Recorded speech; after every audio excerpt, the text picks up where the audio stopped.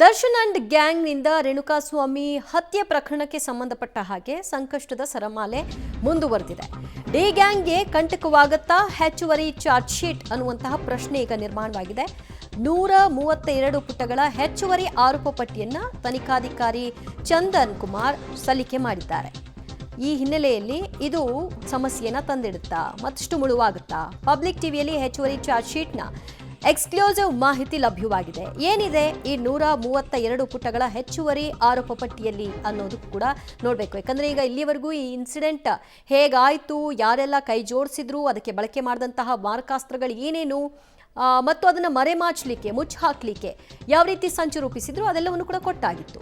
ರೇಣುಕಾಸ್ವಾಮಿ ಕೊಲೆ ಬಳಿಕ ಶೆಡ್ನಲ್ಲಿ ಫೋಟೋಗೆ ಪೋಸ್ಟ್ ನೀಡಿದ್ದಂತಹ ದರ್ಶನ್, ಆ ಕೇಸ್ನಲ್ಲಿ ಒಬ್ಬ ಅಭಿಮಾನಿ ಕೂಡ ಇರ್ತಾನೆ, ಆತ ಒಂದು ಫೋಟೋವನ್ನ ಪಡ್ಕೊಳ್ತಾನೆ. ಅದು ಕೂಡ ಶೆಡ್ಡಲ್ಲೇ ತೆಗೆಸ್ಕೊಂಡಿದ್ದಂತಹ ಫೋಟೋ. ದರ್ಶನ್ ಜೊತೆ ಫೋಟೋ ತೆಗೆದುಕೊಂಡಿದ್ದಂತಹ ಪುನೀತ್, ಆತ ಕೂಡ ಈ ಕೇಸ್ನ ಆರೋಪಿ. ಸಾಕ್ಷ್ಯ ಸಿಗಬಾರ್ದು ಅಂತ ಪುನೀತ್ ಮೊಬೈಲ್ನಲ್ಲಿ ಫೋಟೋವನ್ನ ಡಿಲೀಟ್ ಮಾಡಿದಂತಹ ವಿನಯ್ ಕೂಡ ಈ ಕೇಸ್ನ ಮಗದೊಬ್ಬ ಆರೋಪಿ. ಆತ ಇದು ಸಾಕ್ಷ್ಯವಾಗ್ಬಿಡುತ್ತೆ ಅನ್ನೋ ಕಾರಣಕ್ಕೆ ಪುನೀತ್ನ ಮೊಬೈಲಲ್ಲಿ ಇದ್ದಂತಹ ಫೋಟೋವನ್ನ ಡಿಲೀಟ್ ಮಾಡ್ತಾನೆ. ಪುನೀತ್ ಮೊಬೈಲ್ನ FSLಗೆ ಕಳಿಸಿದ್ದಾರೆ ತನಿಖಾಧಿಕಾರಿಗಳು. ಆಗ ಇದನ್ನ ರಿಟ್ರೀವ್ ಮಾಡ್ಕೊಳ್ಳಿಕ್ಕೆ ಸಾಧ್ಯವಾಗಿದೆ. ಇದೀಗ ಡಿಲೀಟ್ ಆಗಿದ್ದ ಫೋಟೋ, ಡೇಟಾ ಎಲ್ಲವನ್ನೂ ಕೂಡ ರಿಟ್ರೀವ್ ಮಾಡಿದ್ದಾರೆ. ಕೃತ್ಯಕ್ಕೆ ಬಳಸಿದ ಕಾರು, ಸೀಸ್ ಆಗಿದ್ದಂತಹ ಮೊಬೈಲ್ ಎಲ್ಲವನ್ನ ಕೂಡ ಬಿಡಿಸಿಕೊಂಡಿದ್ದಾರೆ ಪೊಲೀಸರು. ಸದ್ಯ ಕೃತ್ಯಕ್ಕೆ ಯಾವೆಲ್ಲ ವಸ್ತುಗಳನ್ನ ಬಳಕೆ ಮಾಡಿದ್ರು ಅದೆಲ್ಲವನ್ನು ಕೂಡ ಬಿಡಿಸಿದ್ದಾರೆ. ಕೋರ್ಟ್ನಿಂದ ಆರ್ಡರ್ ಪಡೆದು ಬಿಡಿಸ್ಕೊಂಡಿದ್ದಾರೆ ಪೊಲೀಸರು. ಕೋರ್ಟ್ನಿಂದ ಅದನ್ನೆಲ್ಲ ಪಡ್ಕೊಂಡ ನಂತರದಲ್ಲಿ ಇದನ್ನು ಇನ್ನಷ್ಟು ತನಿಖೆಗೆ ಒಳಪಡಿಸಲಾಯಿತು. ಕಾರು, ಮೊಬೈಲ್ ಬಿಡಿಸಿಕೊಂಡಿರೋದನ್ನ ಚಾರ್ಜ್ ಶೀಟ್ನಲ್ಲಿ ಪೊಲೀಸರು ಉಲ್ಲೇಖ ಮಾಡಿದ್ದಾರೆ. ಈ ಕೇಸ್ನಲ್ಲಿ ಯಾವುದೆಲ್ಲ ಇತ್ತು ಅದೆಲ್ಲವನ್ನು ಕೂಡ ಈಗ ವಾಪಸ್ ಪಡ್ಕೊಳ್ಳಲಾಗಿದೆ ಅಂತ. ಬಿಟ್ಟು ಹೋಗಿದ ಕೆಲ ಸಾಕ್ಷಿಗಳನ್ನ ಸಹ ಹೆಚ್ಚುವರಿಯಾಗಿ ಚಾರ್ಜ್ ಶೀಟ್ನಲ್ಲಿ ಉಲ್ಲೇಖ ಮಾಡುವಂತಹ ಕೆಲಸವನ್ನ ತನಿಖಾಧಿಕಾರಿಗಳು ಮಾಡಿದ್ದಾರೆ. ಇದು ಆಗಾಗ್ಗೆ ಆಗ್ತಾ ಇರುತ್ತೆ. ಹೆಚ್ಚುವರಿ ಮಾಹಿತಿಗಳು, ಸಾಕ್ಷ್ಯಗಳು ಲಭ್ಯವಾದಂತಹ ಸಂದರ್ಭದಲ್ಲಿ ಅದನ್ನ ಆರೋಪ ಪಟ್ಟಿಯಲ್ಲಿ ಸೇರಿಸ್ತಾ ಹೋಗ್ತಾರೆ. ಅದರಂತೆ ಈ ಕೇಸ್ನಲ್ಲೂ ಕೂಡ ಈಗ ಆಡ್ ಆನ್ ಮಾಡಿದ್ದಾರೆ ಉಳಿದಂತೆ ಸಿಕ್ಕಿರುವಂತಹ ಸಾಕ್ಷ್ಯಗಳನ್ನ.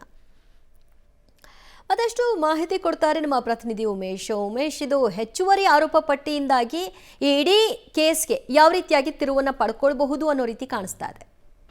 ದಿವ್ಯಜ್ಯೋತಿ, ರೇಣುಕಾಸ್ವಾಮಿ ಕೊಲೆ ಪ್ರಕರಣದಲ್ಲಿ ಈಗಾಗಲೇ ದರ್ಶನ್ ಸೇರಿದಂತೆ ಎಲ್ಲ ಆರೋಪಿಗಳು ಕೂಡ ಬಂಧನವಾಗಿದ್ದಾರೆ. ಬಂಧನವಾದ ನಂತರದಲ್ಲಿ ಅವರಿಗೆ ಈಗಾಗಲೇ ಜಾಮೀನು ಕೂಡ ಸಿಕ್ಕಿರುವಂಥದ್ದು. ಸದ್ಯಕ್ಕೆ ಈಗ ನಿನ್ನೆ ACP ಚಂದನ್ ಏನಿದ್ದಾರೆ ತನಿಖಾಧಿಕಾರಿ, ಅವರು 132 ಪೇಜ್ಗಳ ಹೆಚ್ಚುವರಿ ಚಾರ್ಜ್ ಶೀಟನ್ನು ಕೂಡ ಸಲ್ಲಿಸಿರುವಂಥದ್ದು. ಆ ಚಾರ್ಜ್ ಶೀಟ್ನಲ್ಲಿ ಮುಖ್ಯವಾಗಿ ಪುನೀತ್ ಏನಿದ್ದ ಆರೋಪಿ ಪುನೀತ್, ಆತ ರೇಣುಕಾಸ್ವಾಮಿಯನ್ನು ಕೊಲೆ ಆದ ನಂತರದಲ್ಲಿ ಪುನೀತ್ ಜೊತೆಗೆ ದರ್ಶನ್ ಸೆಲ್ಫಿಗೆ ಫೋಟೋ ತೆಗೆದುಕೊಂಡಿದ್ರು. ಯಾವಾಗ ರೇಣುಕಾಸ್ವಾಮಿ ಕೊಲೆ ಆಗ್ತಾ ಸತ್ತೋಗ್ತಾನೆ ನಂತರದಲ್ಲಿ ಆ ವಿನಯ್ ಏನಿದ್ರೆ ಮತ್ತೊಬ್ಬ ಆರೋಪಿ, ಇದು ಮುಂದೆ ಪೊಲೀಸರಿಗೆ ಸಿಕ್ಕಿದ ನಂತರದಲ್ಲಿ ಇದು ಕೂಡ ಪ್ರಬಲ ಸಾಕ್ಷಿಯಾಗಿ ಉಳಿಯುತ್ತೆ ಅನ್ನೋ ಕಾರಣಕ್ಕಾಗಿ ಪುನೀತ್ ಮೊಬೈಲ್ ತೆಗೆದುಕೊಂಡು ಅಲ್ಲಿದ್ದಂಥ ವಿಡಿಯೋಗಳು, ಫೋಟೋಗಳೆಲ್ಲವನ್ನು ಡಿಲೀಟ್ ಮಾಡಿದ್ದ.